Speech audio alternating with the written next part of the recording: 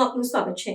શ્રી હનુમાન જન્મોત્સવ નિમિત્તે અમદાવાદના સુપ્રસિદ્ધ કેમ્પના હનુમાન મંદિર ખાતે આયોજિત ભવ્ય રથયાત્રાને ગુજરાતના મુખ્યમંત્રી ભૂપેન્દ્ર પટેલે પ્રસ્થાન કરાવ્યું। મુખ્યમંત્રીએ સ્વાભાવિક ભક્તોની સાથે સામૂહિક આરતીમાં સહભાગી થઈને હનુમાન દાદાના ચરણોમાં રાજ્ય અને દેશની સુખાકારીની પ્રાર્થના કરી હતી। આ પ્રસંગે મુખ્યમંત્રીની સાથે કેમ્પ હનુમાન મંદિરના ટ્રસ્ટી સુધીરભાઈ નાણાવટી પણ ઉપસ્થિત રહ્યા હતા।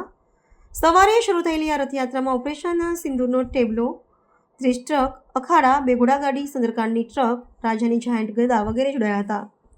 આ રથયાત્રા દિલ્હી દરવાજા, શાહપુર, ઇન્કમટેક્સ સર્કલ, આશ્રમ રોડ, પાલડી ચંદ્રનગર થઈ વાસના વાયુ મંદિર પહોંચશે। ત્યાંથી અંજલિ નહેરુનગર યુનિવર્સિટી થઈ સાંજે નિજ મંદિર પરત ફરી હતી।